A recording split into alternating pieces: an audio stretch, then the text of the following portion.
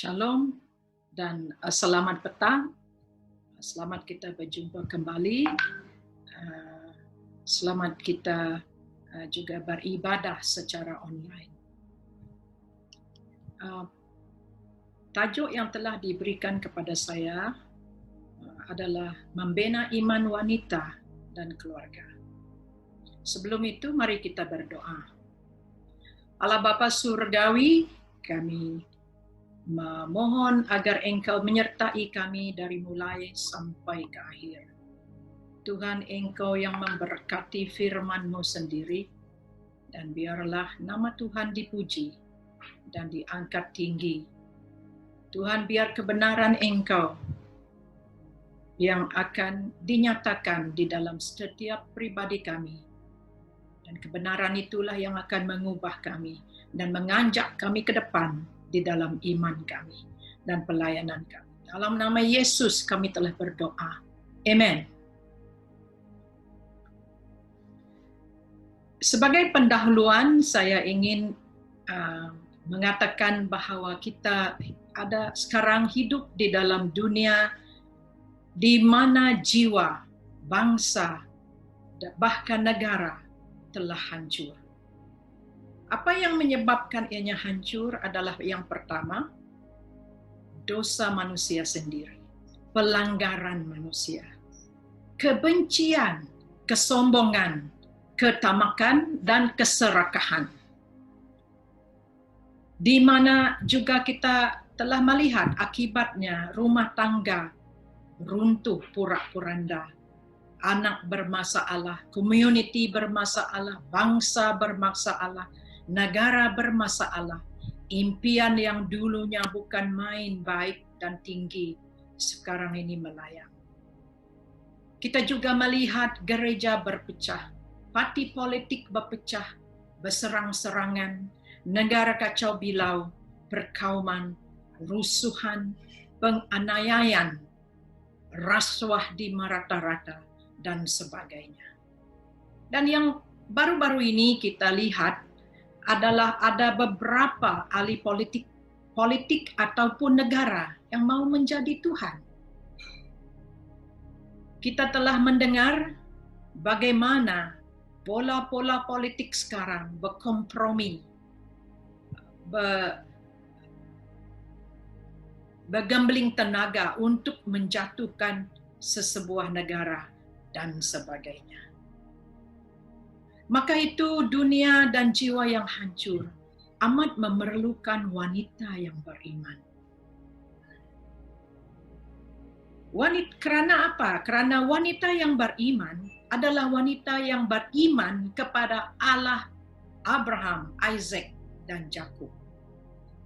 Yang takut akan Tuhan, yang dimuridkan oleh Tuhan sendiri, di mana segala perkara di dalam perihal kehidupannya dikuasai oleh Tuhan, bukan darah dan daging dia. Yang sering mencari wajah dan melakukan kehendak Tuhan.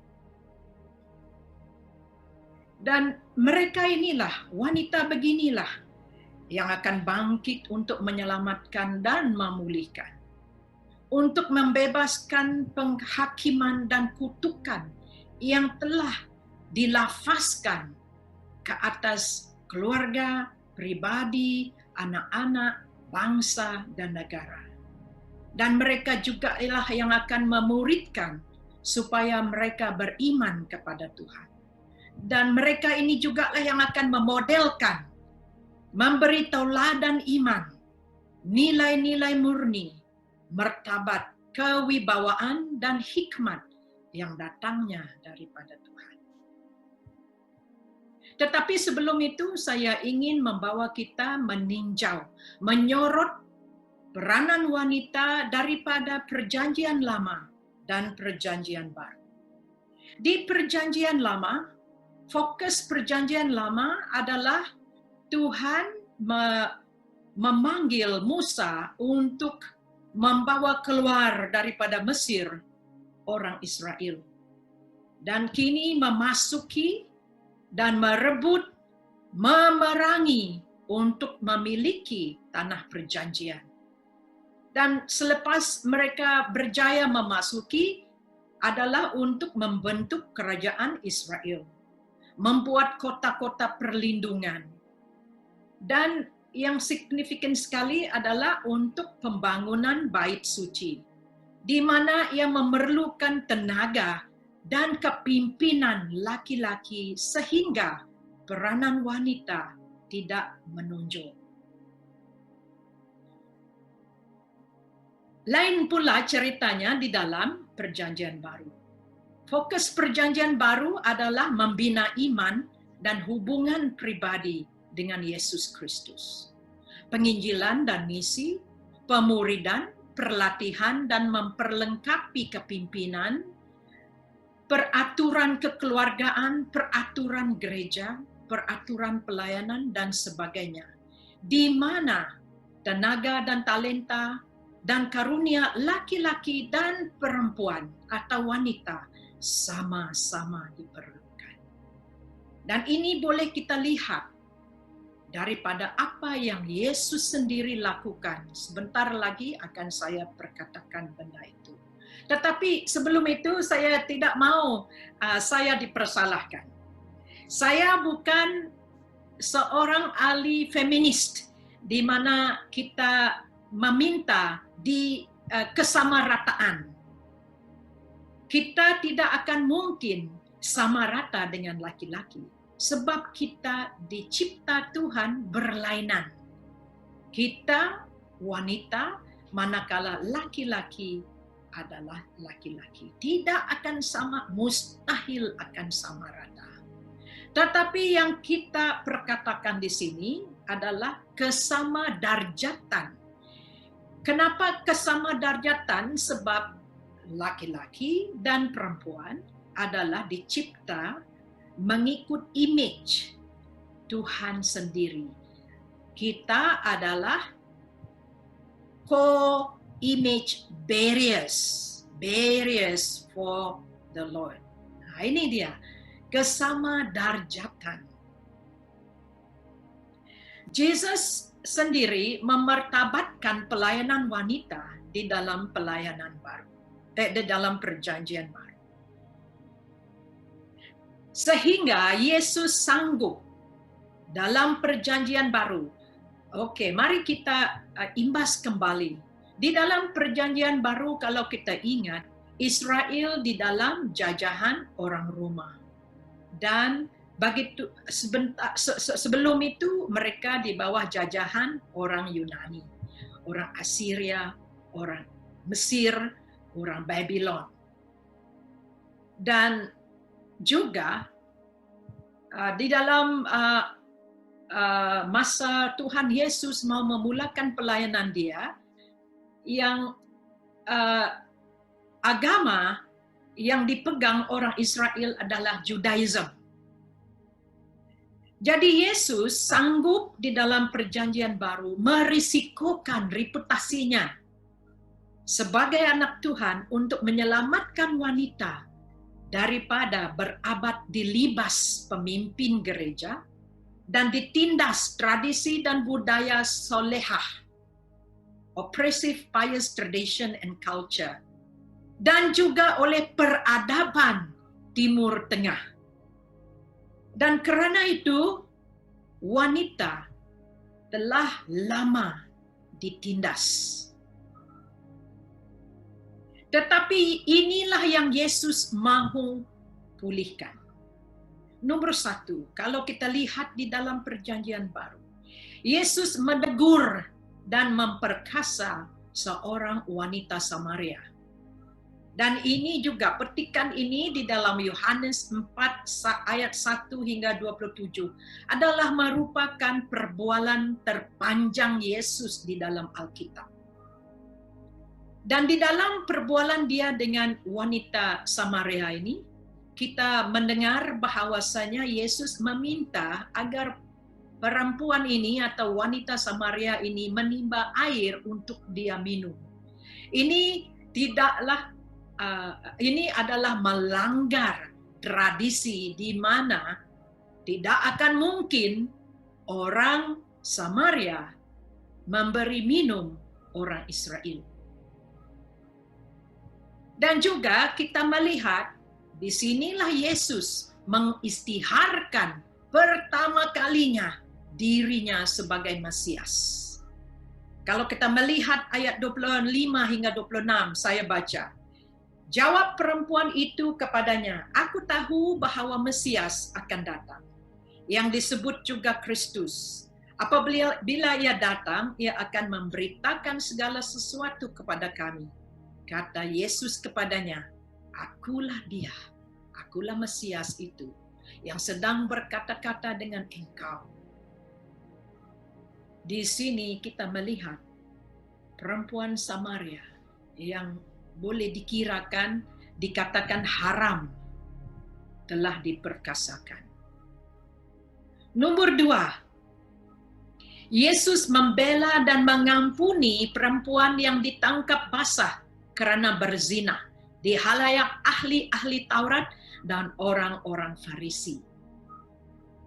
Nah, di sini kita melihat mereka mau menguji Yesus. Ahli-ahli Taurat dan orang-orang Farisi mau menguji Yesus. Dan mereka mau melihat bagaimana dia akan mencari jalan keluar bagi wanita ini yang dikatakan berzina. Ya, kalau mengikut adat Musa, dia akan dilemparkan dengan batu sehingga mati. Tetapi di sini kita melihat yang pertama-tama Yesus membungkuk dan menulis sesuatu di atas tanah. Lepas itu dia berdiri dan pertanyakan, siapakah di antara kamu yang tidak berdosa? Biarlah dia yang akan melemparkan batu pertama kepada perempuan ini. Lalu mulailah mereka merasa malu dan beredar daripada tempat itu. Dan selepas itu Tuhan Yesus make an affirmation to that lady, adulterous lady. Dia pun kata, saya pun tidak menyalahkan kamu. Yang ketiga, Yesus berbelas kasihan dengan ibu janda di Nain yang kematian anak tunggalnya.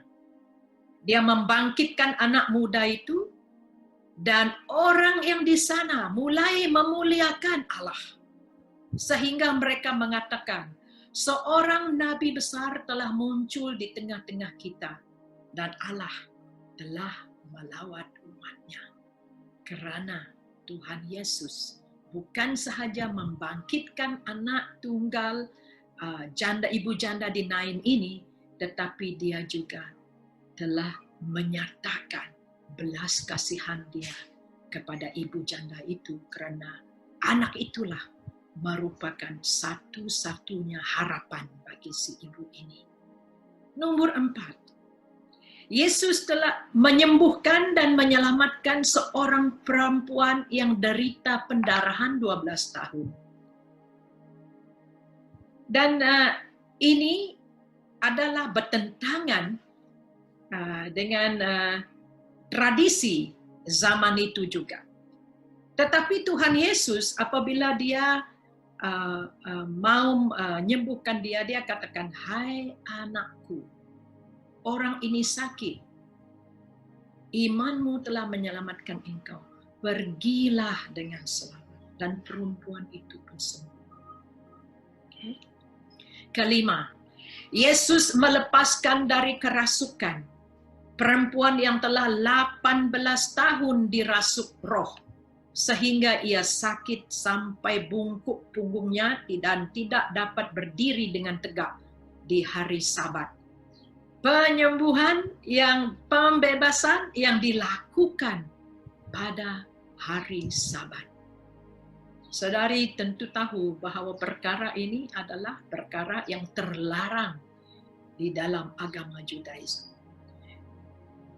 Ini pertama. Yang kedua, Tuhan Yesus mengatakan kepada wanita ini, hai ibuku, penyakitmu telah sembuh. Dan apabila orang ahli Taurat dan orang-orang Farisi tidak setuju atau menyalahkan apa yang dia lakukan, dia katakan, bukankah perempuan ini yang sudah 18 tahun diikat oleh iblis harus dilepaskan dari ikatannya itu?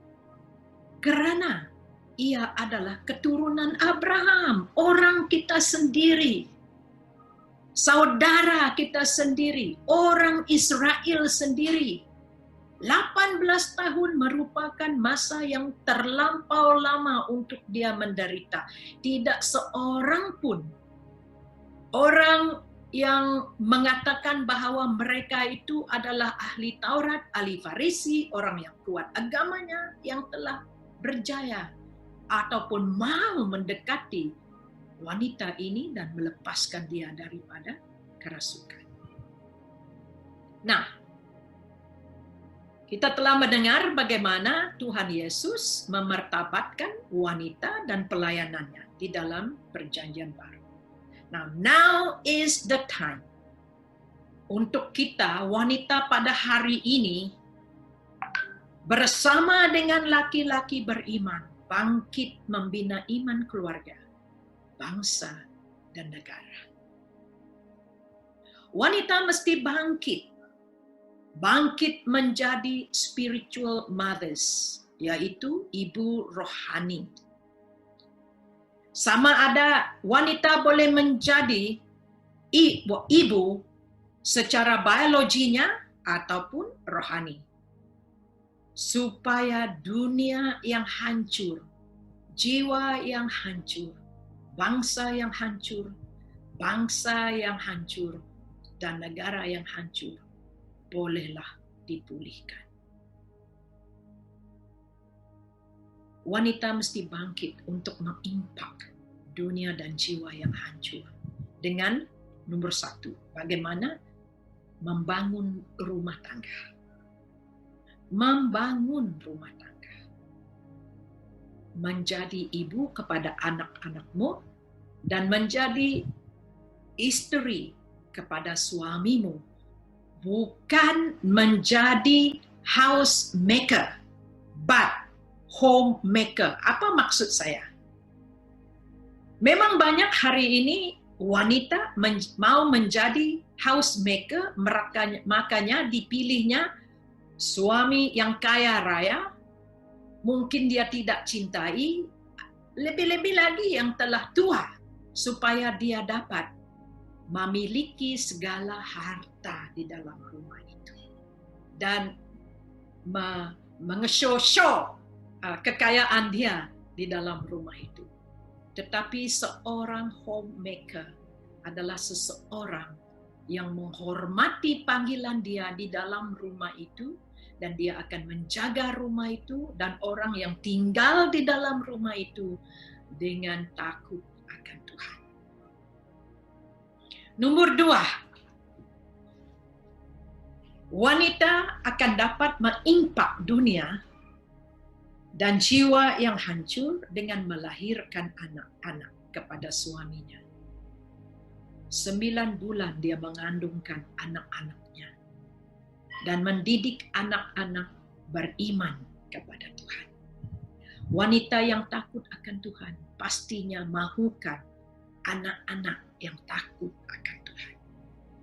Di dalam Matius pasal ke-22 ayat 37 hingga 38, wanita yang beriman, dia akan mengajar anak-anaknya mengasihi Tuhan, menghormati Tuhan, mengasihi diri dia sendiri, dan juga mengasihi orang lain seperti dia mengasihi diri dia sendiri. Nomor 2, dia akan mengajar anak-anaknya seperti di dalam Kolose bagian yang ketiga ayat 12 hingga 14. Untuk berbelas kasihan, untuk murah hati dan rendah hati, ada memiliki hati yang lemah dan lembut, dan kesabaran. Ini adalah merupakan nilai-nilai murni yang hanya boleh dimiliki oleh orang yang beriman kepada Allah yang mengasihi. Allah yang merupakan puncak kasih sayang yang sebenar. Di dalam Lukas 19 ayat 10 dan seterusnya Matius 11 ayat 28 hingga 30, dia juga akan mengajar anak-anaknya menampung beban Yesus kepada yang terhilang, kepada yang hancur, kepada yang berduka, kepada yang menderita. Dia akan dapat merasakan kemudaratan mereka, kesedihan mereka, kekurangan mereka, dan akan berbelas kasihan kepada mereka. Nomor 3, wanita yang beriman akan mendidik iman melintasi generasi. Seperti yang kita lihat di dalam 2 Timotius 1 ayat yang ke-5, di mana kita melihat Lois mendidik anaknya Yunik. Dan dua-dua mereka, Lois dan Yunik, menurunkan iman mereka kepada Timothy sehingga ianya dapat dilihat di dalam kehidupan Timothy. Nah, ini dia. Yang keempat, mengimpikan terbaik bagi anak-anak dan suami. Kita diceritakan di dalam Matius pasal yang ke-20 ayat 20 hingga 21, di mana ibu anak-anak Zebedius meminta agar anak-anak dia duduk di tempat terdekat dengan Yesus di dalam kerajaannya. Ini memanglah secara normal bagi seorang ibu untuk mengimpikan sesuatu yang terbaik bagi anaknya. Tidak ada ibu yang mahukan benda-benda buruk terjadi kepada anak-anaknya. Nomor 5, mengharumi Yesus. Mary Magdalene adalah seorang perempuan yang dirasuk. Dia juga hidup bergumul dengan dosa, dimaki, dicela, dan mendapat malu karena kehidupan dia yang silam. Dan orang yang sama ini juga, sebelum Tuhan Yesus ditangkap, telah mengurapi Yesus dengan minyak wangi yang termahal. Hidup melayani Tuhan Yesus supaya Tuhan Yesus dapat dilihat, dapat dicium, dapat dirasakan, dapat dicapai. Bukanlah seseorang yang jauh, tetapi Yesus itu dekat. Yang kelima, hidup memodelkan iman. Di dalam Titus pasal yang kedua ayat 3 hingga 5, Rasul Paulus mengatakan begini, perempuan-perempuan yang tua hendaklah mereka hidup sebagai orang-orang beribadah.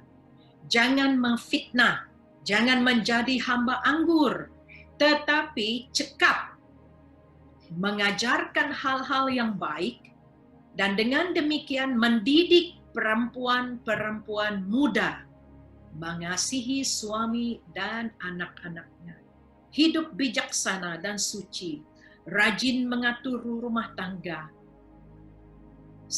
baik hati dan taat kepada suaminya, agar firman Allah jangan dihujat orang yang tidak mengenal Tuhan. Panggilan ini memodelkan iman adalah untuk kita semua. Nomor 7. Di dalam perjanjian baru kita melihat wanita dipanggil Tuhan untuk melayani sebagai frontliners. Contohnya, Lydia menaja penanaman gereja dan sendirinya juga terlibat di dalam menanam gereja, tent makers. Di dalam Kisah Para Rasul 16 ayat 14 hingga 15. Priscilla yang memuridkan Apollos sama dengan Aquila di dalam Kisah Para Rasul 18 ayat 27. Sehingga kan pelayanan Apollos menjadi begitu berhasil.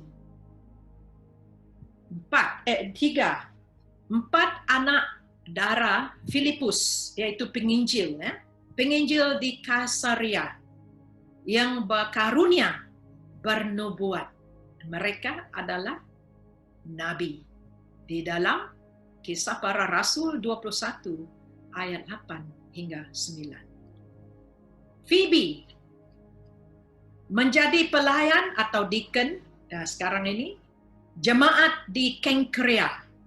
Ini tertulis oleh Rasul Paulus di Roma 16 ayat 1 hingga 2. Yang seorang lagi, Yunias, seorang rasul. Hello, seorang rasul, seorang rasul yang terpandang di antara para rasul masa zaman dia, di zaman dia, di dalam Roma 16 ayat 7. Jadi kalau kita melihat di sini, wanita di dalam perjanjian baru menanam gereja, wanita memuridkan, wanita bernubuat, wanita menjadi pelayan, wanita menjadi rasul. Wow, barulah saya paham kan? Sedar tak? Yang ke-8. Oh ya, wanita memberi kepada pekerjaan Tuhan. Di dalam Lukas ayat 8, di dalam Lukas pasal yang ke-8 ayat 1 hingga 3, kita membaca Yohana, istri kepada Kuza. Kuza pada masa itu adalah bendahara Herod. Herod dan Herodes. Jadi dia memberi dengan sungguh senang hati, mendukung pelayanan para rasul dan juga pemimpin gereja pada masa itu. Nah, sebagai seorang wanita, kita melihat, kita merasa, kita mendengar berbagai macam pola isu yang kita tempuhi di zaman ini. Kadang kita teramat geram. Tetapi saudariku, sekarang aku kat banyak iban. Anang geres atau skresh, tang tetaplah berdoa. Karena doa itu akan mengangkat tangan Tuhan untuk bekerja bagi mencari jalan keluar untuk kita. Kesimpulan, di musim yang baru, kesadaran yang baru telah kita dapati karena ianya dibangkitkan oleh coronavirus COVID-19. Semasa PKP atau MCO, kita telah dikurung. Dan saya harap kita telah menggunakan pakai masa itu untuk mencari Tuhan, lebih mendekat kepada Tuhan. Mau mendengar daripada Tuhan apa yang Tuhan mahu kita lakukan, yang mahu kita ubahkan di dalam hidup kita, yang mahu kita tinggalkan, yang tidak berguna harus kita tinggalkan. Dan yang mahu kita Tuhan mahu kita ambil yang baru. Dan saya harap melalui segala ini kita telah dapat melihat atau sadar akan satu urgensi. Satu urgensi manakala laki-laki yang terpanggil masih terus memimpin gereja dan laki-laki yang lain bersama dengan wanita yang beriman, kita bangkit sama-sama melayani dunia, jiwa, bangsa, dan negara yang hancur. Karena itulah kaum wanita bangkit di dalam Kisah Para Rasul. Karena mereka dianiaya, banyak perkara terjadi kepada mereka. Mereka disalib, ada rasul disalib, ada rasul dimasukkan ke dalam jail, ada mereka mengalami pelbagai macam perkara. Wanita bangkit bersama dengan laki-laki yang lain, bersama dengan para rasul, bersama dengan murid laki-laki semenjak keberangkatan Tuhan Yesus ke surga hingga ke Pentakosta, di mana mereka mengalami penerobosan Roh Kudus. Ini yang pertama. Saudaraku, saudariku, ingatlah segala perkara.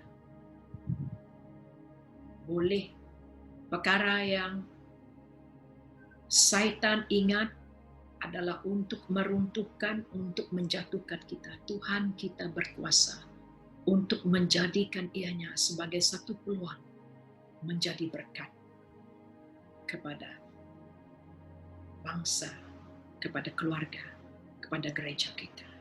Kesimpulan nomor 2, 1 Tawarikh 17 ayat 27 merupakan doa Raja Daud. Yang walaupun Raja Daud bukanlah seorang wanita, tetapi saya rasa semua kita wanita merasakan ini. Ya, di mana Raja Daud berdoa begini bagi anak-anaknya. Kiranya engkau sekarang berkenan memberkati keluarga hamba-Mu ini, supaya tetap ada di hadapan-Mu untuk selama-lamanya. Amin. Nomor 1. Berada di hadapan Tuhan, mencari wajah Tuhan, mau menjadi murid Tuhan, supaya menerima rema yang boleh mengubah hidup kita menjadi kuat imannya untuk selama-lamanya. Yang kedua, sebab apa yang engkau berkati ya Tuhan, diberkati untuk selama-lamanya. Ketiga dan yang terakhir, perumpamaan Yesus sendiri di dalam Matius 13 ayat 33. Hal kerajaan surga katanya, seumpama ragi yang diambil seorang perempuan dan diadukkan ke dalam tepung terigu 3 sukat sampai kamir seluruhnya. Wah, we felt honored. We feel honored because Jesus Christ said,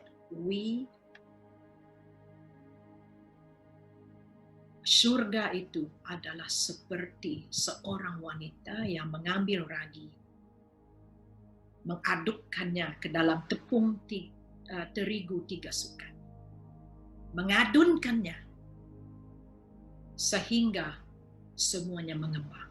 Saudari, masih kita ingatkan ungkapan duniawi yang mengatakan, ini peniruan iblis, peniruan syaitan yang mengatakan, surga itu di bawah telapak kaki ibu. Orang Kristen ingat, surga itu tidaklah serendah itu di bawah telapak kaki ibu. Tetapi surga itu adalah perkara yang boleh dilakukan oleh perempuan apabila dia mengadunkan anak-anaknya menjadi orang yang beriman kepada Tuhan.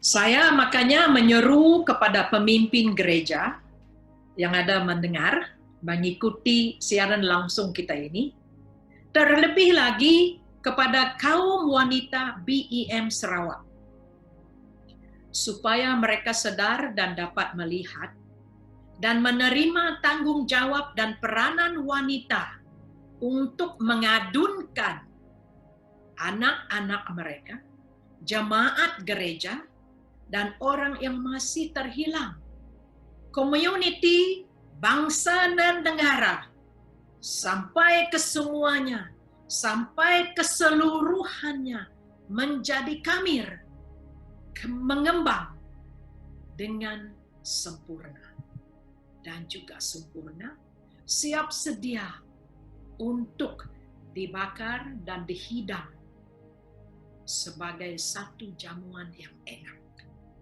sebagai satu tatapan yang enak, sebagai satu kejayaan yang boleh dikecapi. Maka dengan itu, saya mau berdoa bagi kita semua. Mengajak kita berdoa. Mari kita berdoa. Saya pimpin kita di dalam doa. Dan diharap kita sudah mendapat berkat daripada firman Tuhan yang telah saya kongsikan tadi. Allah Bapa kami yang di surga, memang banyak kami wanita sekarang ini memerlukan teguran dan perkasaan daripada Engkau. Kami seperti wanita Samaria ini, mungkin ada segelintir kami kawin cerai, dan sekarang ini tidur bersama laki-laki yang keenam. Tetapi Tuhan, Engkau datang menjadi Mesias. Jadilah Mesias di dalam kehidupan kami. Menyelamatkan kami daripada segala pelanggaran kami. Supaya iman kami dapat menjadi benar. Atau mungkin kami memerlukan pembelaan dan pengampunan daripada Tuhan. Karena kami telah ditangkap basah, berzina, berbuat dosa, membuat pelanggaran. Ya Tuhan, biarlah kami memiliki hati yang rendah. Dan meminta dimaafkan oleh Engkau, diampunkan oleh Engkau. Sebab apabila Engkau mengampuni kami, dosa kami tidak akan dapat mengongkong kami lagi, tetapi kami dibebaskan. Nomor 3, Tuhan, kami mungkin memerlukan belas kasihan. Mungkin di dalam kehidupan kami miskin, kami banyak kekurangan, kami gagal, anak kami sakit, suami kami mungkin sakit. Tuhan, kami memerlukan Engkau muncul di tengah-tengah kami. Melawat kami Tuhan. Dan memberi kepada kami belas kasihan-Mu. Supaya Tuhan, kami dapat merasakan kasih sayang yang jitu, yang unggul. Dan membangkitkan iman kami sekali lagi. Ya Tuhan, mungkin kami seperti perempuan yang sakit pendarahan. 12 tahun. Mungkin kami sakit, mungkin badan kami lemah. Ya Tuhan, mungkin juga minda kami risau. Kami meminta agar Engkau menyembuhkan, menyelamatkan kami. Ya Tuhan, Engkau datanglah memberi kesembuhan yang sepenuhnya kepada setiap kami. Atau mungkin kami Tuhan kerasukan karena kami melibatkan diri di dalam agama-agama atau kepercayaan dunia ini. Ya Tuhan, tolonglah kami, lepaskan kami daripada kerasukan. Karena kami adalah anak-anak-Mu. Kami adalah orang yang telah Engkau tebus dengan darah Engkau sendiri ya Tuhan Yesus. Dan kini menjadi anak-anak. Allah Bapa kami yang di surga. Mungkin juga kami ada belenggu-belenggu yang lain. Pergumulan-pergumulan yang lain. Pada siang hari ini kami meminta agar Engkau datang ke dalam hidup kami. Aturkan hidup kami ya Tuhan. Aturkan minda kami, aturkan jiwa kami. Aturkan ya Tuhan hawa nafsu kami. Aturkan kehidupan kami ya Tuhan. Agar tunduk kepada Engkau. Supaya Engkau dapat memuridkan kami. Menjadi murid-Mu yang setia. Yang mengasihi-Mu. Yang melayani-Mu. Dan yang akan menjadi orang yang akan Engkau pakai untuk memberkati dunia, jiwa, bangsa, dan negara kami. Terima kasih Tuhan. Kami tahu Engkau telah mendengar doa kami. Dan kami mengucap syukur di dalam nama Yesus Kristus, Tuhan dan Juru Selamat kami. Amin. Terima kasih, saudari semua. Sekiranya Tuhan memberkati. Amin.